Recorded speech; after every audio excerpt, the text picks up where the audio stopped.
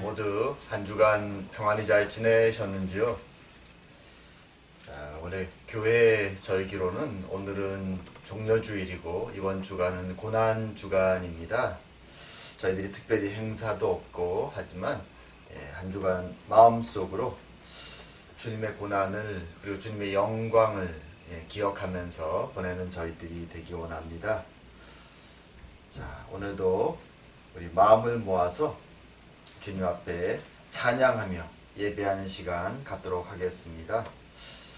자, 찬송가 370장 주 안에 있는 나에게 찬양하면서 오늘도 예배 시작하도록 하겠습니다.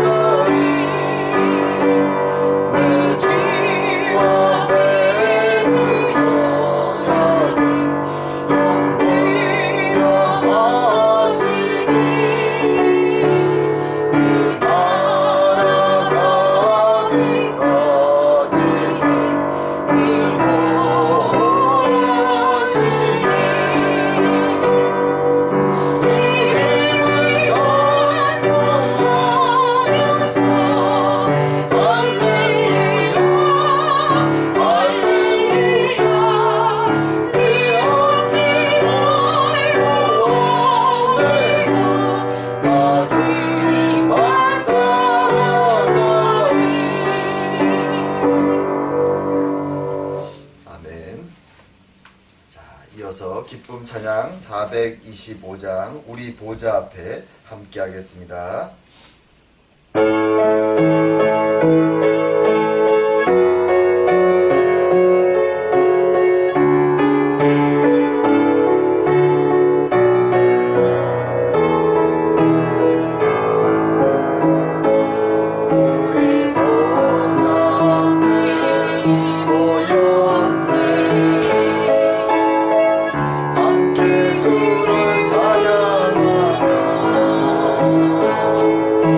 하나님의 사랑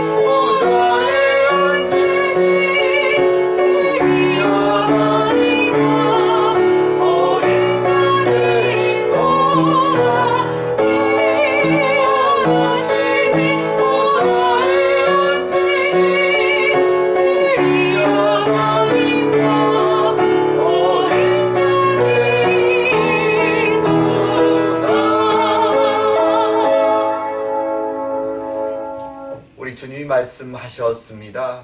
하나님은 영이시니 예배하는 자는 영과 진리로 예배할지니라.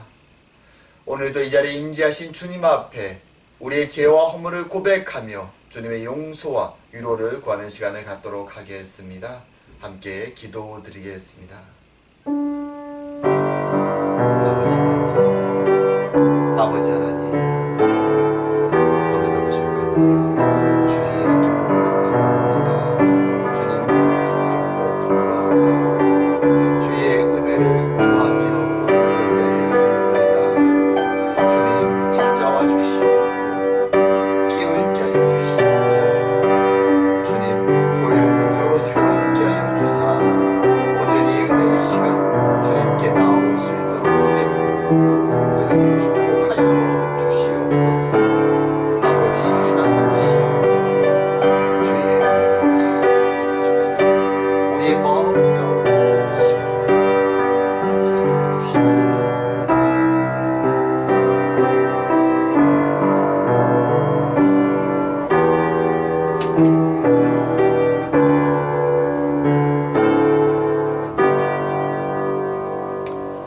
우술초로 나를 정결케 하소서. 내가 정하리이다.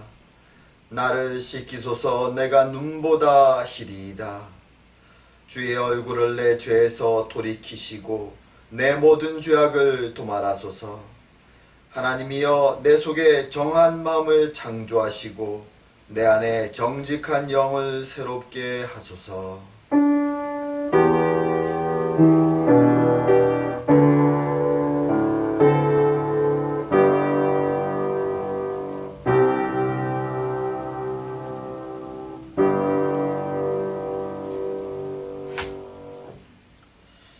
자, 오늘 성시교독은 교독문 43번 시편 99편 말씀입니다.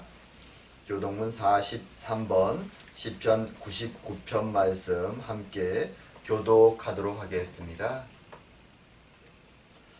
여호와께서 다스리시니 만민이 떨 것이요 여호와께서 그루 사이에 자정하시니 땅이 흔들릴 것이로다. 시온에 계시는 여호와는 위대하시고 모든 민족보다 높으시도다. 주의 크고 두려운 이름을 찬송할지니 그는 거룩하심이로다. 능력 있는 왕은 정의를 사랑하느니라. 주께서 공의를 견고하게 세우시고 주께서 야곱에게 정의와 공의를 행하시나이다. 너희는 여호와 우리 하나님을 높여 그의 발등상 앞에서 경배할지어다. 그는 거룩하시도다. 그의 제사장들 중에는 모세와 아론이 있고 그의 이름을 부르는 자들 중에는 사무엘이 있도다. 그들이 여호와께 간구하매 응답하셨도다. 여호와께서 구름 기둥 가운데서 그들에게 말씀하시니 그들은 그가 그들에게 주신 증거와 율례를 지켰도다. 여호와 우리 하나님이여 주께서는 그들에게 응답하셨고 그들의 행한 대로 갚기는 하셨으나 그들을 용서하신 하나님이시니이다. 너희는 여호와 우리 하나님을 높이고 그 성산에서 예배할지어다. 여호와 우리 하나님은 거룩하심이로다. 아멘. 다같이 사도신경으로 신앙 고백 드리겠습니다. 전능하사 천지를 만드신 하나님 아버지를 내가 믿사오며 그 외아들 우리 주 예수 그리스도를 믿사오니 이는 성령으로 잉태하사 동정녀 마리아에게 나시고 본디오 빌라도에게 고난을 받으사 십자가에 못 박혀 죽으시고 장사한 지 사흘 만에 죽은 자 가운데서 다시 살아나시며 하늘에 오르사 전능하신 하나님 우편에 앉아 계시다가 저리로서 산 자와 죽은 자를 심판하러 오시리라. 성령을 믿사오며 거룩한 공의와 성도가 서로 교통하는 것과 죄를 사하여 주시는 것과 몸이 다시 사는 것과 영원히 사는 것을 믿사옵나이다. 아멘. 다같이 찬송가 284장 오랫동안 모든 죄 가운데 빠져 함께 하겠습니다.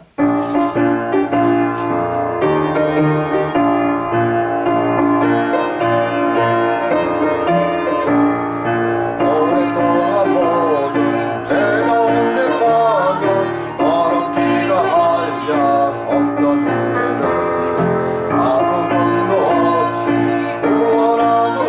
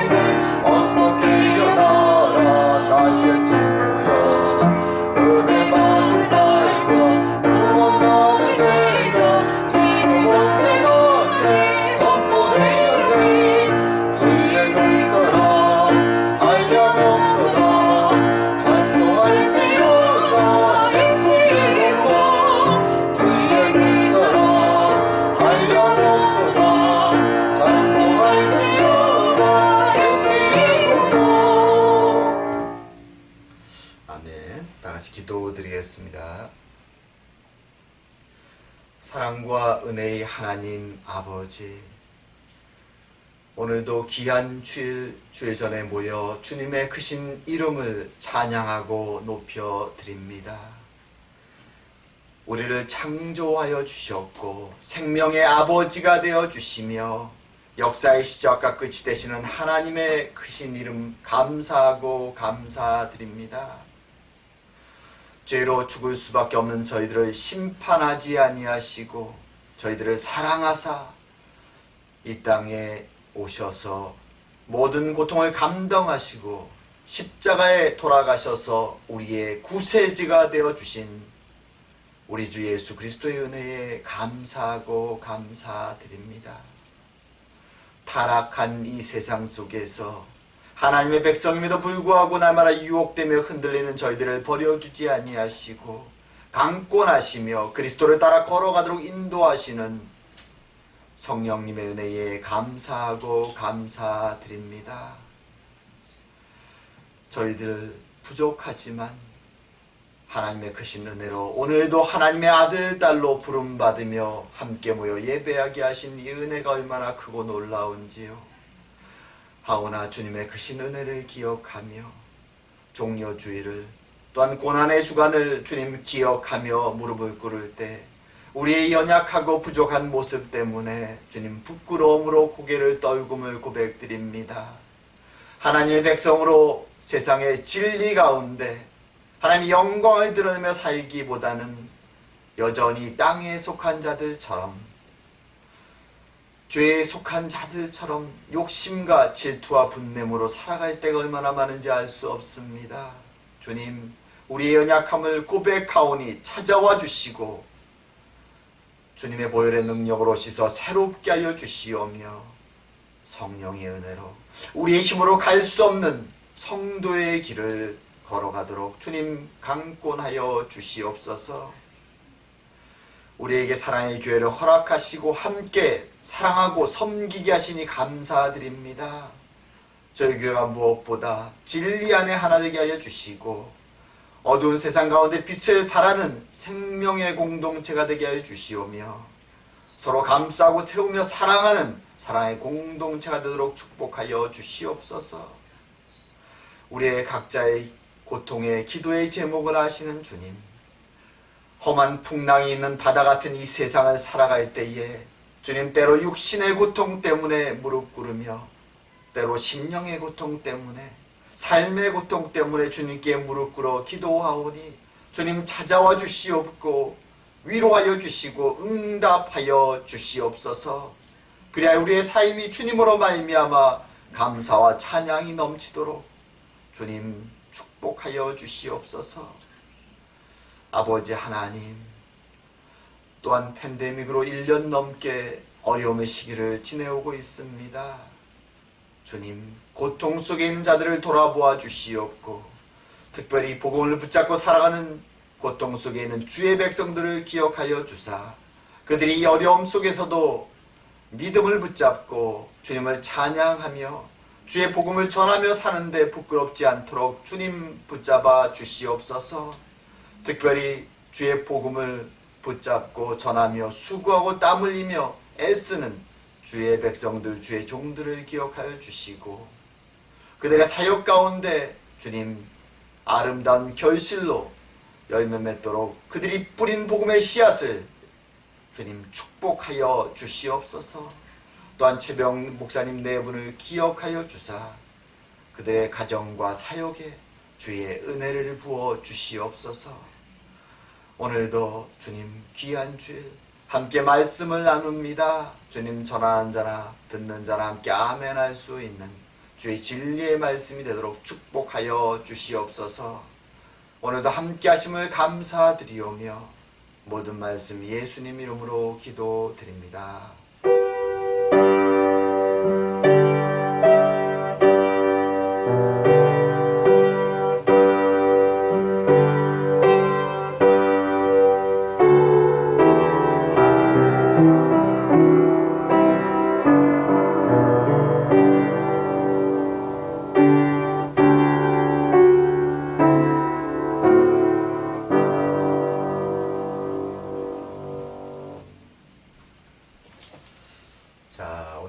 함께 보실 말씀은 마태복음 22장 41절에서 46절까지 말씀입니다. 마태복음 22장 41절에서 46절까지 말씀 제가 대표해서 봉독하도록 하겠습니다. 바리새인들이 모였을 때에 예수께서 그들에게 물으시되 너희는 그리스도에 대하여 어떻게 생각하느냐? 누구의 자손이냐? 대답하되 다윗의 자손이니이다. 이르시되 그러면 다윗이 성령에 감동되어 어찌 그리스도를 주라 칭하여 말하되 주께서 내 주께 이르시되 내가 내 원수를 내 발 아래 둘 때까지 내 우편에 앉아 있으라 하셨도다 하였느냐? 다윗이 그리스도를 주라 칭하였은즉 어찌 그의 자손이 되겠느냐 하시니 한마디도 능히 대답하는 자가 없고 그날부터 감히 그에게 묻는 자도 없더라. 아멘.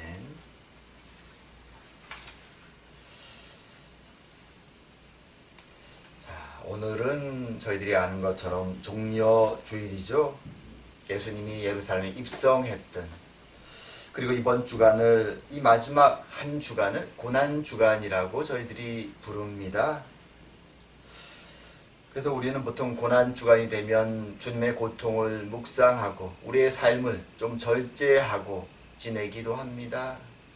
하지만 돌이켜보면 어떤 면에서 저희들은 지난 1년 동안을 이 팬데믹 때문에 우리의 의지와는 상관없이 사람들을 만나는 것을 절제하고 우리의 삶을 절제하며 마치 고난주간을 보내듯이 그런 기간들을 보내왔던 것을 돌아보게 됩니다.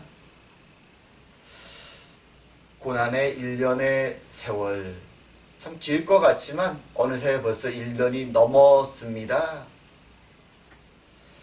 여러분들은 이 1년이 넘는 기간 동안 어떻게 지내오셨는지요? 직접 제가 아는 사람들이 많은 고통을 당하는 것을 제가 직접 눈으로 보지는 못했지만 대부분 우리는 매스컴을 통해서 전 세계에 얼마나 많은 고통, 어려움들이 있었는지를 알고 있습니다. 많은 사람들은 이 팬데믹, 이 전염병으로, 코로나로 직접적으로 그 병에 걸려 앓기도 했고 지금도 많은 사람이 병원에 있고요. 또 많은 사랑하는 이들을 떠나보낸 사람들도 있습니다. 그 슬픔을 아직도 마음에 간직하고 살아있는 이들도 많이 있습니다. 그리고 병과 직접 걸리지 않더라도 병 때문에 가게를 닫고 경제적으로 어려움 속에서 아직도 힘들게 하루하루를 보내는 사람들도 있습니다. 그래서 사람들은 여전히 지치고 우울해하며 지금 하루하루를 도대체 언제 이 시기가 끝날까 하고 기다리고 있습니다. 그래서 그렇기 때문에 우리는 이전이라면 아주 멀리 나와는 상관없다고 느꼈던 고통이나 죽음의 문제가 이 기간 동안은 우리 옆에 아주 가까이 다가와 있다고 느끼기도 합니다. 저도 개인적으로 아픈 어머니를 보면서 그런 느낌을 갖습니다. 죽음이라는 것이 우리 옆에 있는 문제구나 라고 말이죠. 그리고 그런 생각을 하면서 또 이 고난주간을 맞이하면서 생각을 해봅니다.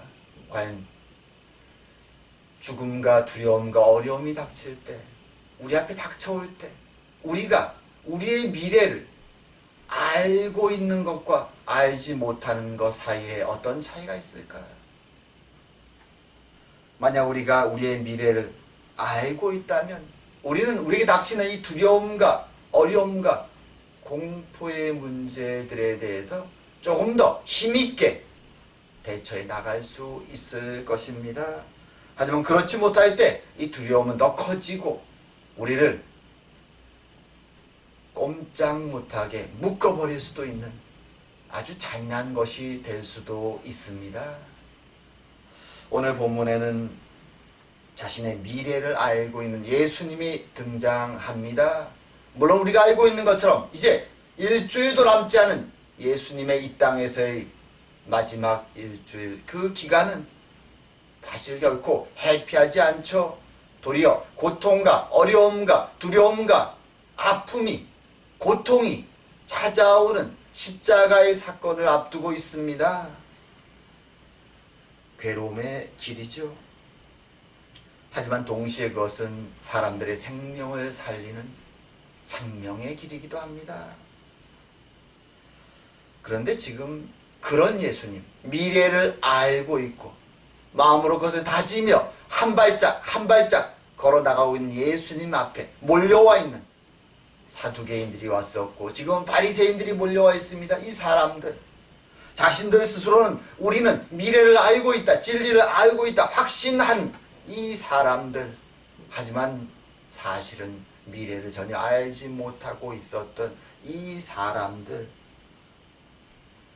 그 사람들 앞에 주님은 어떤 말을 해주기 원하실까요? 미래를 아는 자와 미래를 알지 못하는 자들이 함께 모여 있습니다. 그들은 더 안타까운 것은 진리를 알고 미래를 알고 있는 예수님으로부터 어떤 말도 결코 듣기를, 그것을 마음속에 받아들이기를 전혀 거부하면서 그 앞에 몰려 있었다는 것이죠. 도리어 예수님을 시험하려고 몰려와 있습니다. 예수님 보시기에 얼마나 안타까운 모습일까요? 어리석은 자의 모습일까요? 자신들은 가장 똑똑하다고 생각했지만, 그래서 예수님을 시험하기 위해서 이 자리에 나와 있다고 생각했지만, 미래를 알고 계신, 진리를 알고 계신 예수님의 눈에는 얼마나 어리석게 보일까요? 오늘 주님은 그들에게 질문을 던지십니다. 그동안은 계속 질문을 받기만 하시고 대답하시기만 하셨던 예수님이 이제 그들에게 질문을 던지기 시작하십니다. 그들에게 진리를 알려주시기 위해서 말입니다. 자, 오늘 이 본문을 보면서 우리는 주님께서 마음을 닫고 귀를 닫고 주님 앞에 몰려와 시험하고자 하는 교만으로 가득 차 있는, 하지만 진리를 알지 못했던 이 바리새인들과 유대 선생들에게 주시는 예수님의 물음과 예수님의 가르침의 말씀을 보면서 과연 우리는 우리 앞에 놓여 있는 이 진리의 말씀을 지금 어떻게 대하고 있는가 한번 돌아보는 시간을 갖기 원합니다. 자, 오늘 본문 내용은 짧습니다. 예루살렘에서 성전 앞에서 이제 시험하는 자들이 예수님을 찾아왔었지요. 사두개인들도 찾아와서 부활에 대한 황당한 질문을 던지고 예수님의 질책 속에 떠나갑니다. 또 바리새인들도 찾아와서 예수님께 질문을 던집니다. 그리고 그들은 감탄하죠. 예수님의 그 지혜로운 말씀에 사실 바리새인들은 놀랍니다. 그리고 있는 그 바리새인들에게 오늘 본문의 주님은 이제 주님께서 질문을 던지기 시작합니다. 하지만 이전에 사두개인들이나 바리새인들이 던졌던 것처럼 시험하기 위한, 함정에 빠뜨리기 위한 질문이 아니라 도리어 그들을 지혜로 인도하시기 위한 질문을 주님은 던지십니다. 첫 번째 질문은 그런 거죠. 너희들은 그리스도가 누구의 자손이라고 생각하느냐? 그리스도가 누구의 자손이라고 생각하느냐? 이 대답에 대한 이 질문에 대한 대답은 사실 유대인들이 다 알고 있습니다. 왜? 성경에 반복해서 나오기 때문에 그렇죠. 그리스도는, 메시아는 바로 다윗의 자손입니다 라고 사람들은 대답합니다. 누구나 알고 있는 정답이죠. 그러자 그 대답의 기초에서 예수님이 두 번째 질문을 던지십니다. 좀 특이한 질문이죠. 이렇게 말씀하시죠. 그러면 다윗이 성령에 감동되어 어찌 그리스도를 주라 칭하였느냐? 그러면서 다윗이 그리스도를 주라고 칭한 구약 시편에, 시편 정확히 말하면 110편 1절에 나오는 한 구절을 인용하십니다. 이렇게 말하죠. 주께서 내 주께 이르시되 내가 내 원수를 내 발 아래에 둘 때까지 내 우편에 앉아 있으라 하셨도다. 그러면서 다시 말씀하십니다. 다윗이 그리스도를 주라 칭하였은즉 어찌 그의 자손이 되겠느냐? 자, 오늘 본문에서 지금 이 질문 앞에 바리새인들은 유대 선생들이라고 하는 그들은 당황합니다. 대답을 찾기 어려워합니다. 그것은 이유가 있습니다. 지금 예수님이 인용하신 이 시편 110편의 말씀은 유대인들이 일반적으로 메시아 시편이라고 부르는 것입니다. 메시아 시편. 메시아 시편이 무엇인가 하면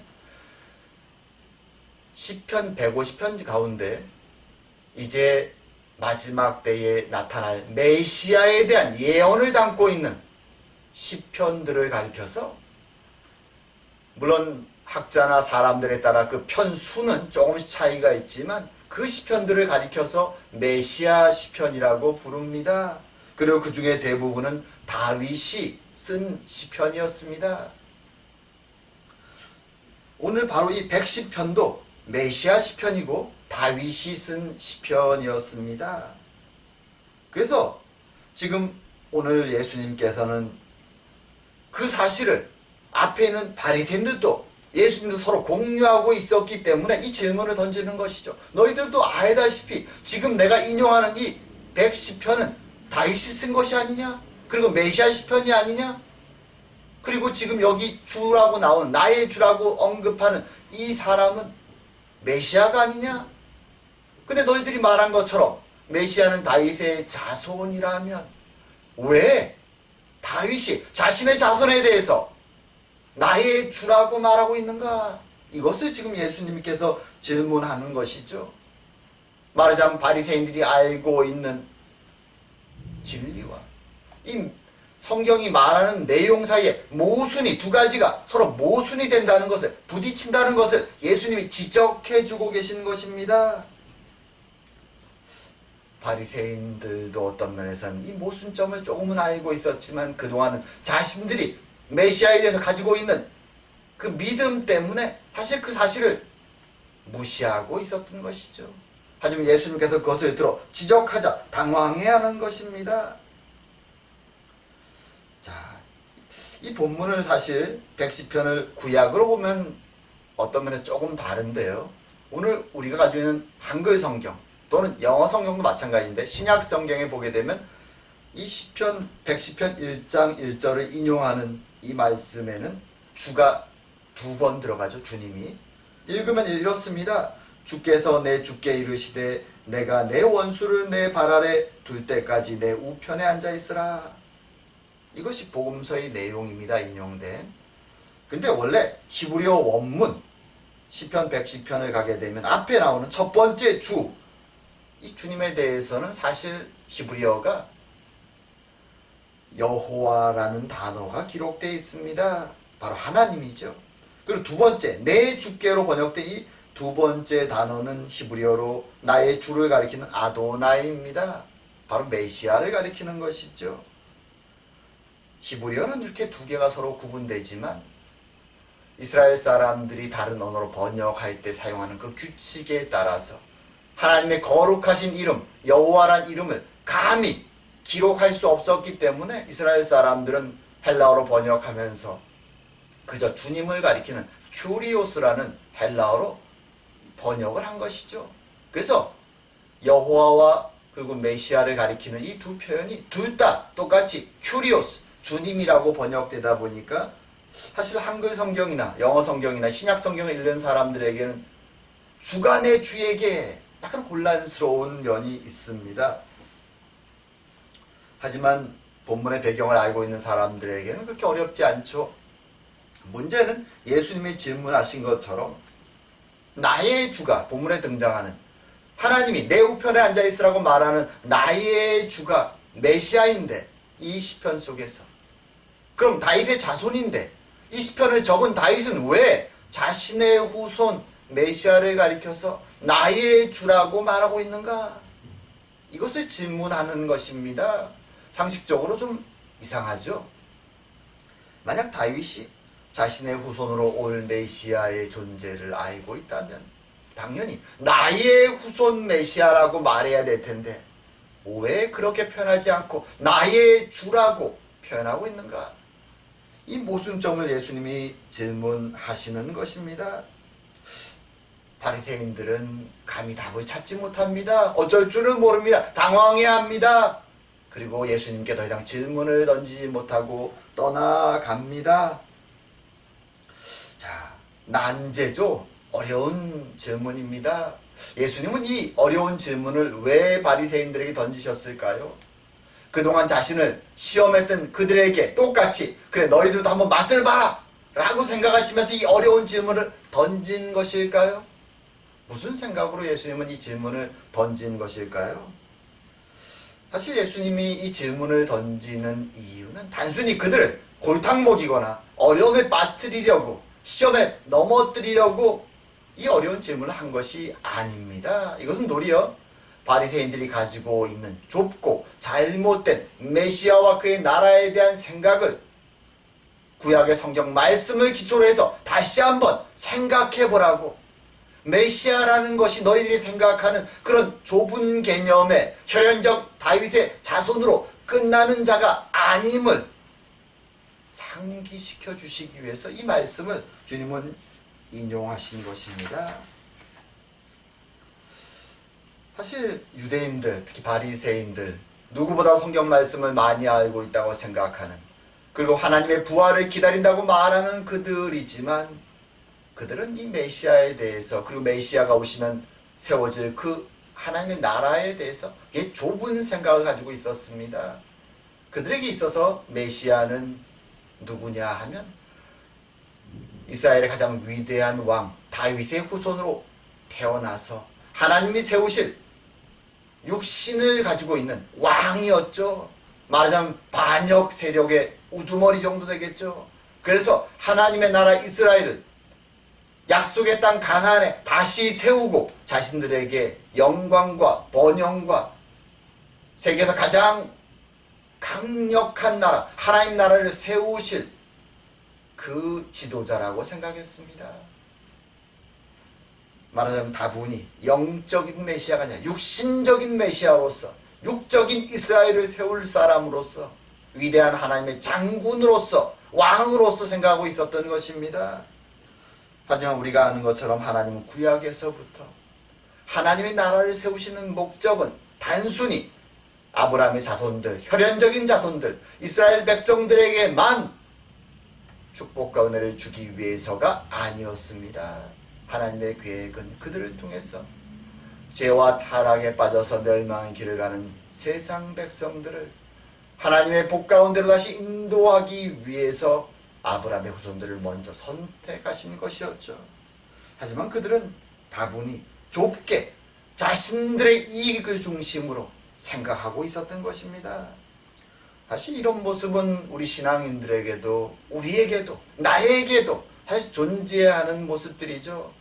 우리는 하나님의 구원을 말하고 하나님의 위대하심을 말하지만 실제로 기도하면서 우리는 우리 주변의 다른 사람들의 걱정과 근심보다는 나의 걱정, 나의 가족의 걱정, 그리고 나의 번영과 나의 가족과 친지들의 번영을 우리는 항상 놓고 기도합니다. 하나님 나라에서 벌어질 그 영광보다는 이 땅에서의 육신의 번영과 육신의 축복의 문제에 우리는 집중합니다. 그것을 놓고 기도합니다. 거기에 대해서 고민합니다. 우리의 세상 속에서의 그 많은 걱정과 근심 가운데 거의 대부분은 다 바로 이 문제에 집중해 있습니다. 그런 면에서 우리는 예수님 앞에 있었던 바리새인들과 별로 다를 바가 없죠. 주님은 지금 그런 바리새인들에게 이 시편 110편의 말씀을 다시 한번 인용하시면서 그들에게 다시 한번 생각해보라고 말씀해 주고 있는 것입니다. 하나님이 너에게 주신 메시아가, 약속하신 그 메시아가 어떤 분인지 다시 한번 생각해 보라고 말씀해 주시는 것입니다.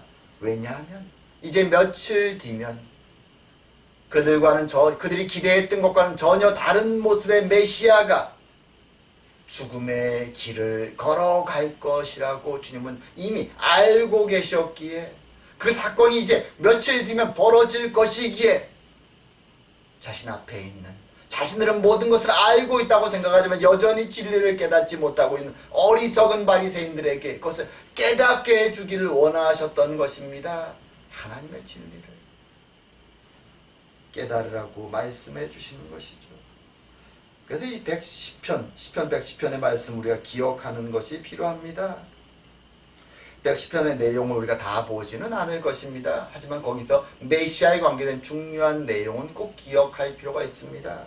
제가 시편 110편을 한번 읽고 거기서 메시아에 대한 세 가지 포인트를 여러분께 짧게 말씀드릴까 합니다. 다윗의 시, 여호와께서 내 주에게 말씀하시기를 내가 내 원수들로 내 발판이 되게 하기까지 너는 내 오른쪽에 앉아 있으라 하셨도다.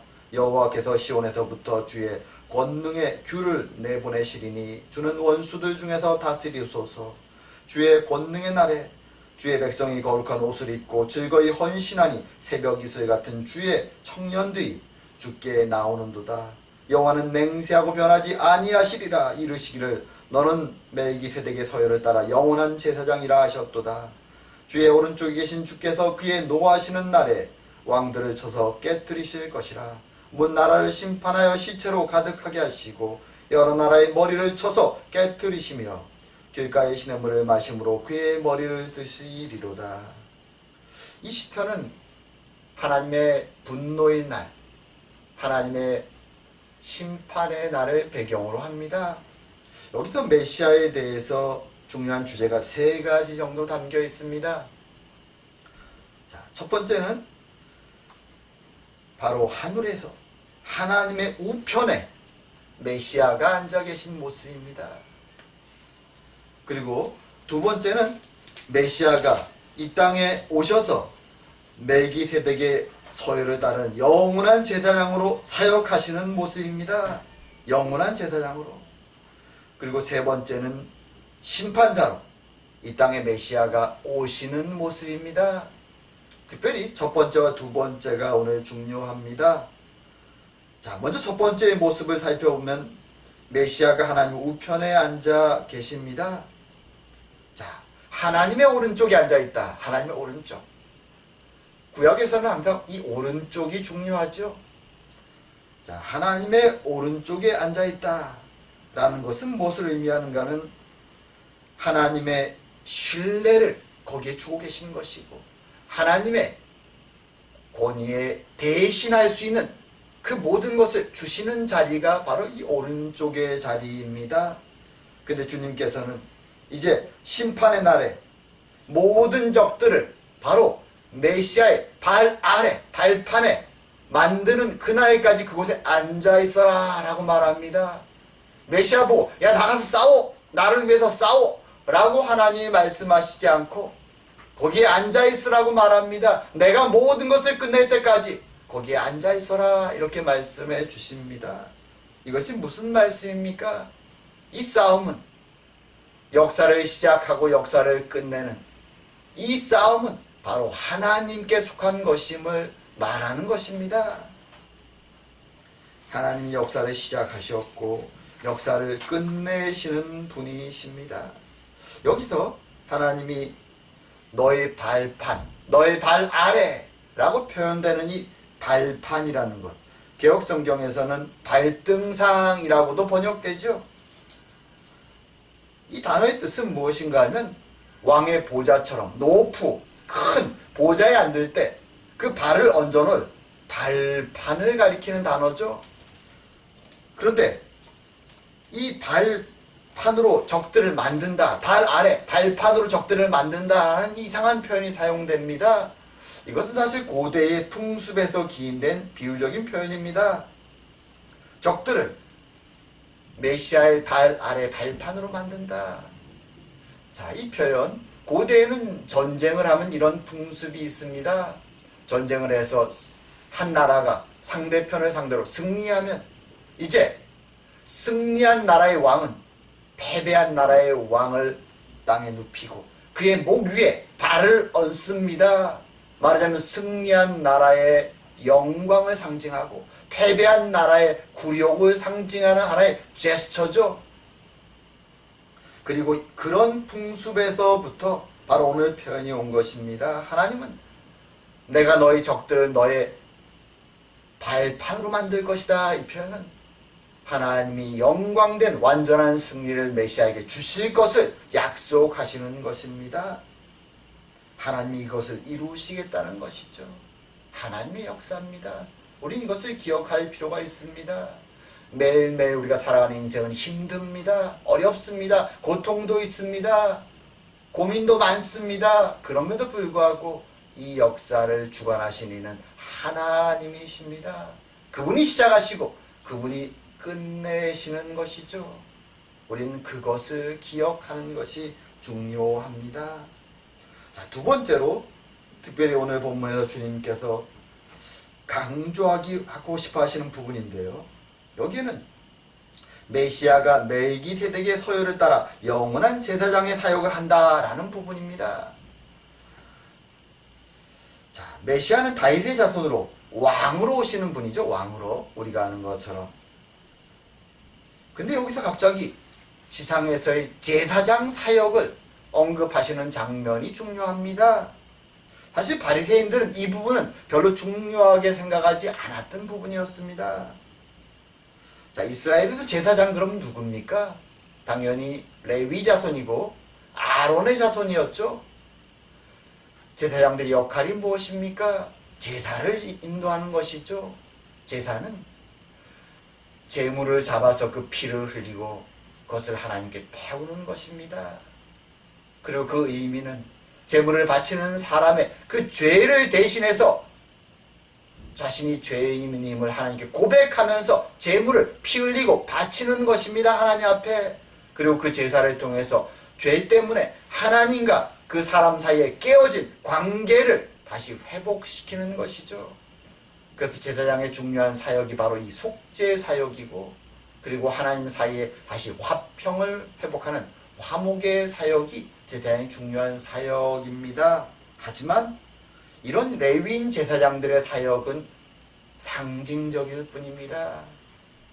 진정한 속죄의 사역이 아닙니다. 그리고 일시적입니다. 그래서 계속 반복해야만 되죠. 죄를 지을 때마다 계속 반복해야만 합니다. 왜냐하면 동물의 피라는 것, 제물의 피라는 것은 사람의 죄를 씻을 수 없는 것입니다. 이것은 하나의 상징이죠. 무엇의 상징입니까? 바로 참된 제물, 그리스도의 상징입니다. 자, 하지만 멜기세덱은 좀 이 레위 제사장들과 다릅니다. 멜기세덱은 레위인이 아니죠. 멜기세덱은 물론 멜기세덱이라는 이 이미지는 어떤 면에서 상징성이 있습니다. 본문에서. 하지만 그는 실존했던 인물이죠. 어느 때 사람입니까? 아브라함 때 살았던 사람이죠. 아브라함 때. 자, 멜기세덱. 그는 어느 날 갑자기 아브라함이 나타납니다. 이 사건의 배경이 있죠.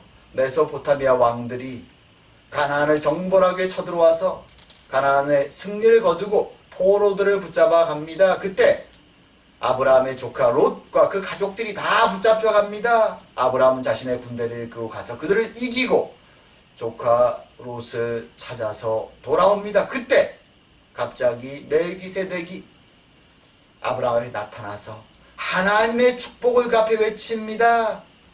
그리고 아브라함은 하나님께 바치는 11조의 예물을 바로 이 멜기세덱에게 바치게 됩니다.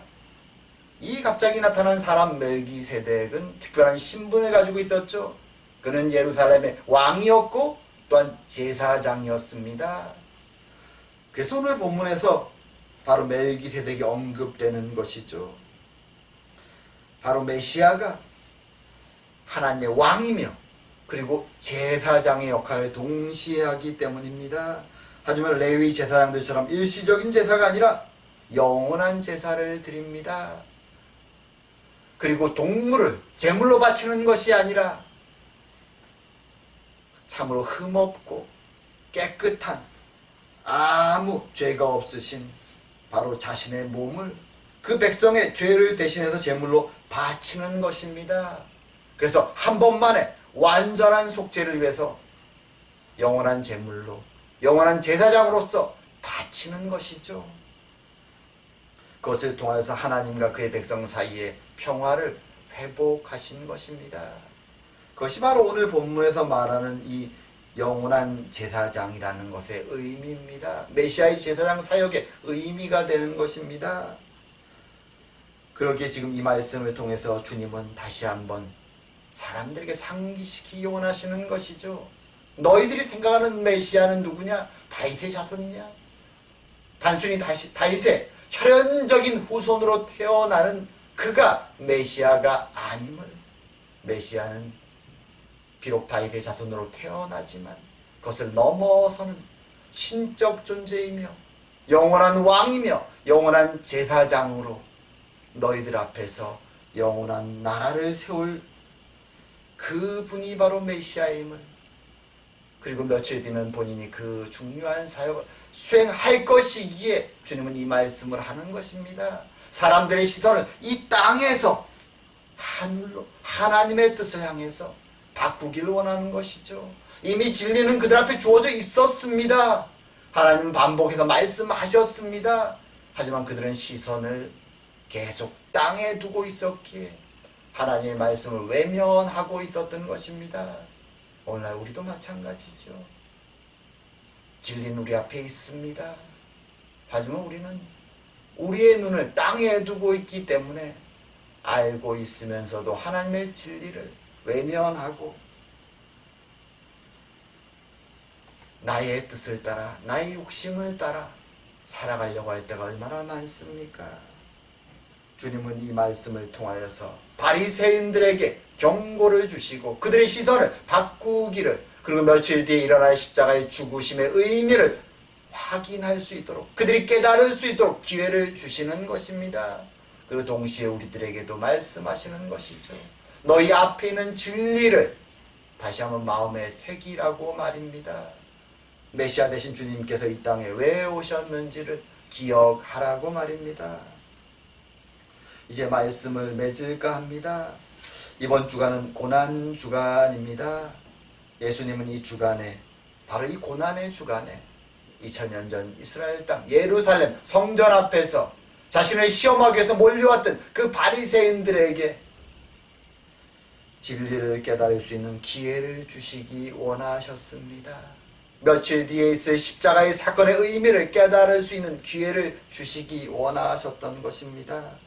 그래서 시편 110편의 말씀을 인용하시면서 다윗이 자신의 후손인 메시아에게 왜 나의 주라고 불렀는가, 이 말씀을 돌아보라고 언급하셨던 것입니다. 이 말씀을 또한 우리들, 이 시대를 살아가는 우리들에게도 중요합니다. 메시아가 우리에게 어떤 의미가 있습니까? 그분은 다윗의 자손이며 동시에 하나님의 아들로 이 땅에 오셨습니다. 왕으로서 악한 자를 심판하시고 이 땅을 다스리기 위해서 오셨습니다. 하지만 그분은 죄인들인 우리들을 심판하지 아니하셨습니다. 도리어 죄인인 우리들을 위해서 하나님의 영원한 제사장이요 영원한 제물로서 자신을 바치셨습니다. 그리고 심판의 길을 걸어갈 수밖에 없었던 우리들을 하나님의 백성으로 불러주시고 이제 하나님의 백성으로 살아가게 하셨던 것입니다. 그리고 이제 우리에게 너는 이제 하나님의 아들이다, 하나님의 딸이다 불러주시는 것이죠. 영원한 하나님 나라의 백성으로 불러주시는 것입니다. 비록 이 땅을 살아가며 우리의 삶은 고통스럽고 힘들고 어려운 것이 있지만 우리가 하나님의 아들이고 딸이며 하나님의 백성이고 영원한 하나님 나라에 속하였다는 것이 바로 우리의 현재요 우리의 미래입니다. 누구도 이것을 끊어낼 수 없습니다. 이 고난 주간에 우리는 주님께서 우리에게 허락하신 이 은혜를 기억하면서 비록 삶의 두려움이 또 어려움이 닥칠지라도 내가 누구인가? 하나님의 아들이요 하나님의 딸임을, 그에 속한 자임을, 그것이 우리의 미래이고 현재임을 기억하며 힘있게 하루하루를 하나님 앞에서 살아가는 저와 여러분 되기를 주의 이름으로 축원합니다. 기도드리겠습니다. 사랑과 은혜의 하나님 아버지, 세상 가운데 죄 가운데서 욕심 가운데서 살아가는 저희들을 버려두지 아니하시고 그리스도를 이 땅에 허락하여 주시며 항상 세상을 향하여 시선이 가는 우리의 눈을 다시 한번 붙잡아 주시며 하나님의 진리 앞으로 우리를 인도해 주시는 하나님의 은혜에 감사하고 감사드립니다. 이 고난 주간에 저희들 이 땅에 오셨던 메시아의 은혜를 다시 한번 기억하게 하여 주시고 이제 우리의 삶이 우리가 어디에 속한 자인지를 기억하며 하루하루 힘있게 살아가는 저희 모두가 될 수 있도록 주님 은혜 내려 주시옵소서. 함께 하심을 감사드리오며 모든 말씀 예수님 이름으로 기도드립니다. 아멘.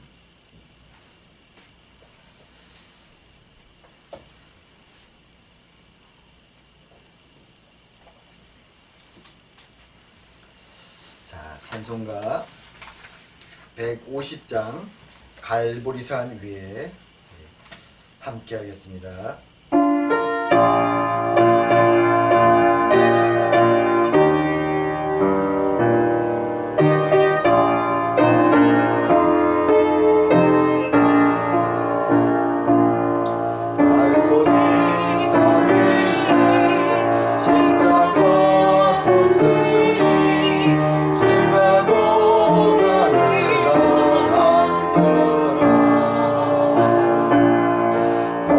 십자가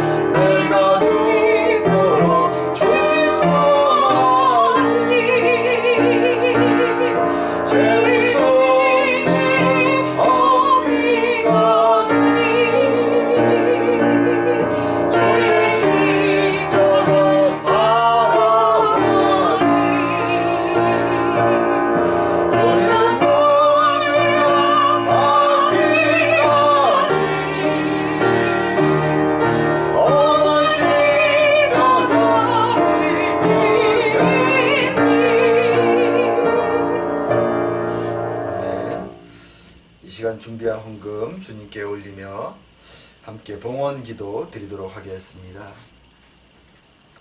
사랑과 은혜의 하나님 아버지, 날마다 순간마다 사랑하는 주의 백성들을 지켜 보호하시며 주님의 구원과 영광으로 저희들을 인도하여 가시니 감사하고 감사드립니다.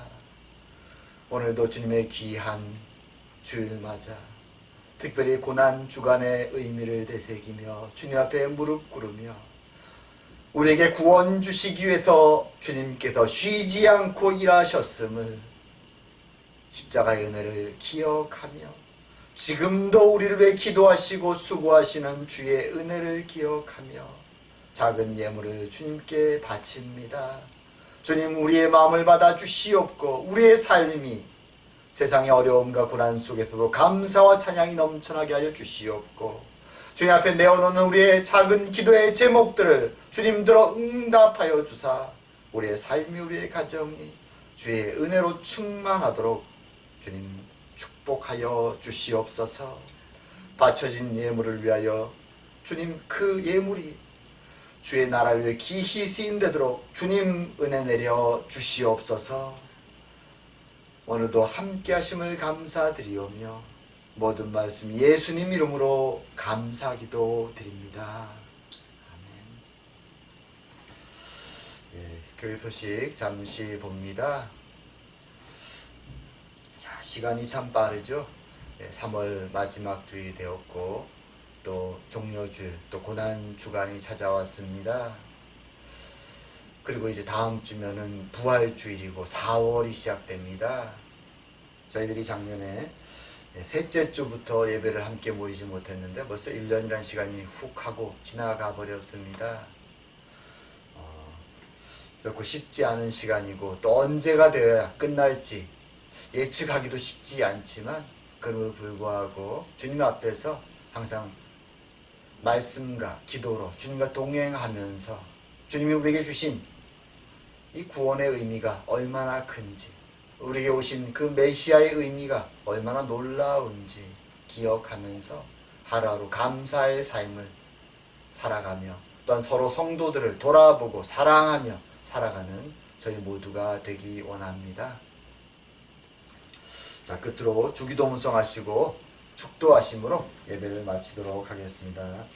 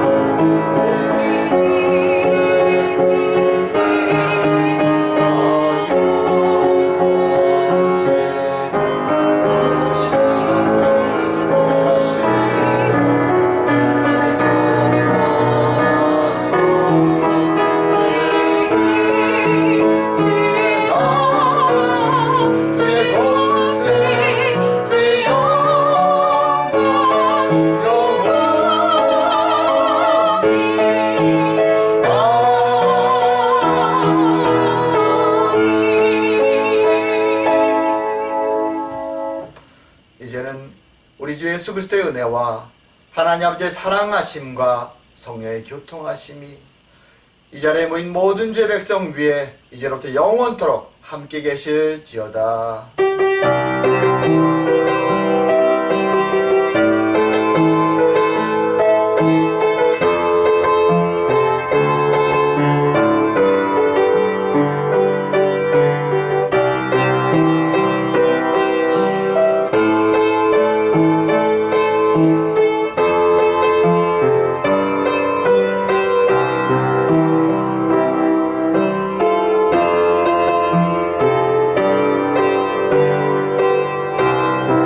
아멘.